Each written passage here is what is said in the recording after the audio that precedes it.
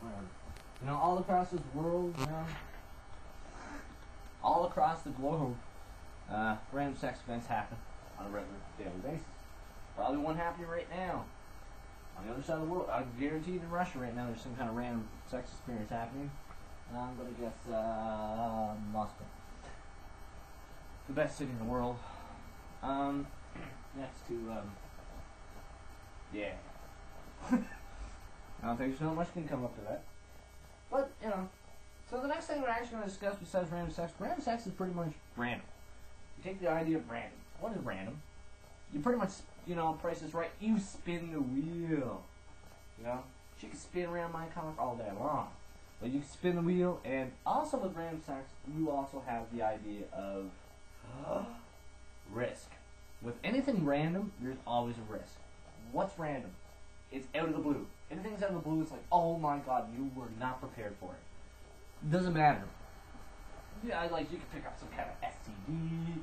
You don't even know the person. That's the risk. Pretty much random is also a business transaction, right? Same with a business transaction. Any kind of business, if they're going to invest, if you're going to invest your dick into someone else's pussy, or vice versa, you're taking a risk, right? It's like, oh, I can pump all this money into it. Oh, I lost everything. Same thing. You take a random experience, you're pumping into it, you could lose everything. You can end up with a kid, anywhere from to that. That's something you don't want, especially of a random experience. You know, it's like that movie.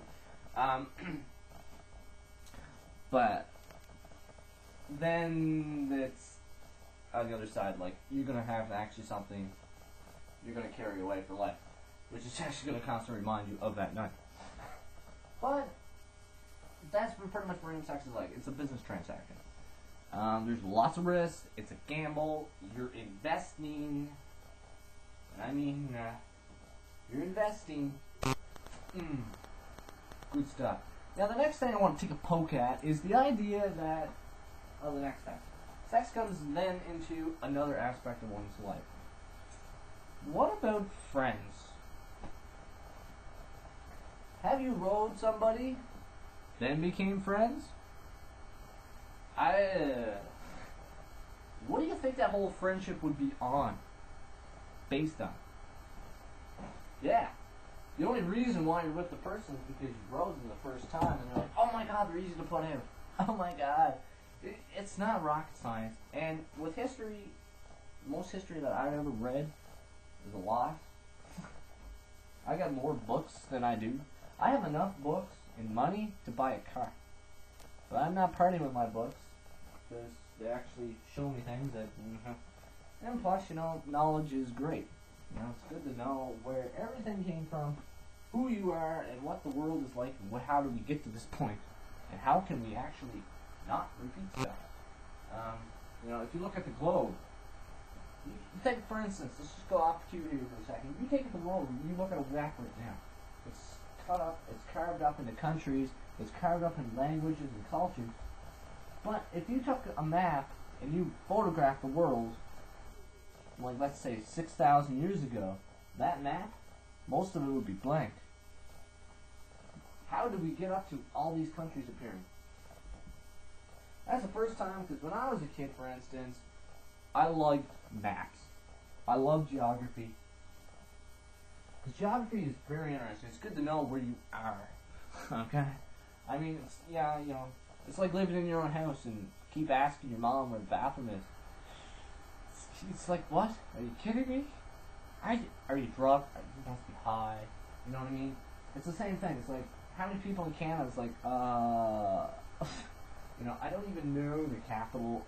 You know, that's not really necessary, but at least know where ballpark. Okay? Someone told me Winnipeg was in Quebec. I'm just like, oh, the city? There could be a community in Winnipeg and Quebec, but they were talking about the city. I'm like, no, it's in Manitoba. Alright, it flows along the Red River, blah, blah, blah. You know, I get down to that geographical scale. But, you know, if you look at the world the way it is right now,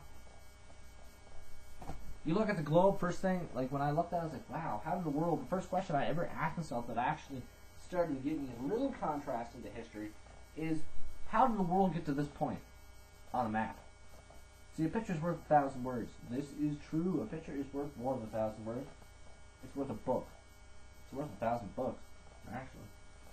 Depends how you interpret it. You don't know the truth. The first thing you have to do is analyze the picture. So, you analyze a map. It's like, okay, how did Canada become so big? And why is Russia the way it is? Why is China like that? How did the island of Japan just become Japan?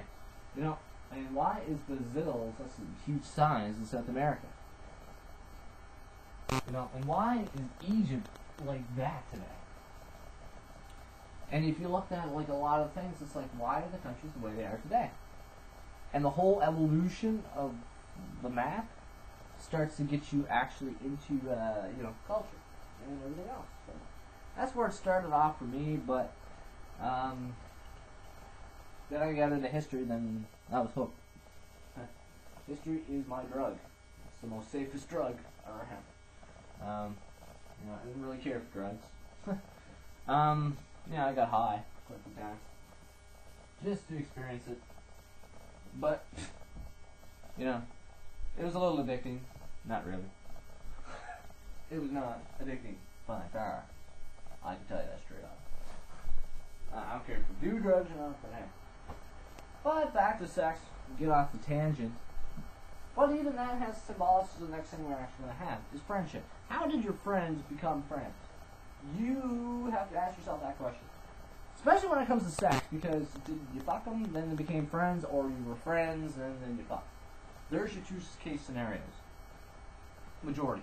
Most times it's usually we became friends, we fucked, we're not friends. Even reverse of that. We fucked, weren't friends, we became friends. There's a lot of scenarios. Sorry, I'm a historian and I have to actually analyze every situation. But the thing is, when it comes down to all of it, when it comes sex into friendship, some friendships throughout history have actually strengthened. And then it turned into a relationship. This is where you have a transition.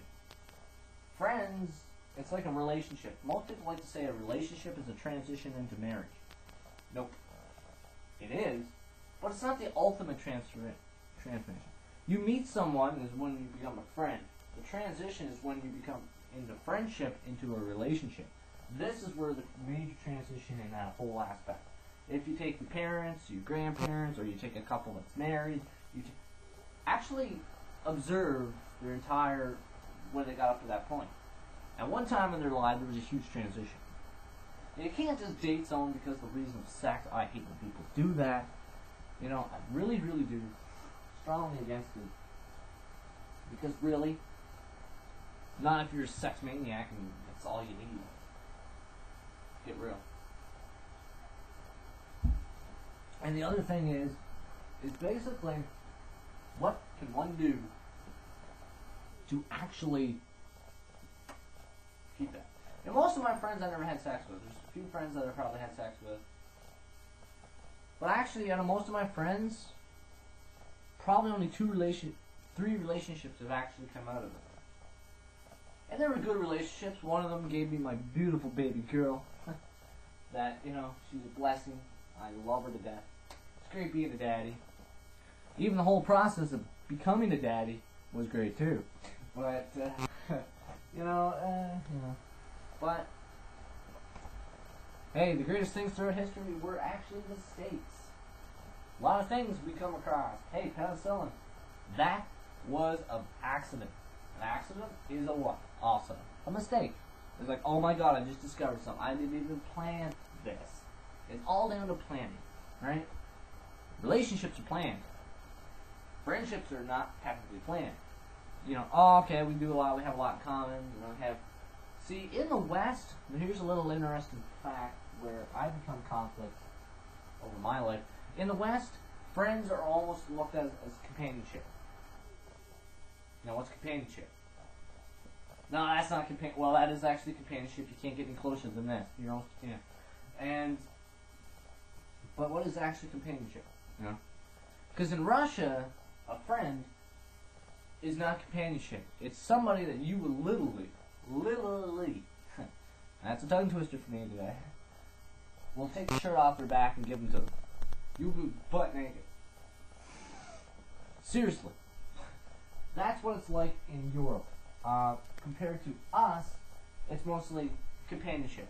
The idea of companionship, I don't like it when it comes to friends and even down to sex, is the fuck idea about, oh, it's almost like property, you know? I don't, you know, friends, my friends are property.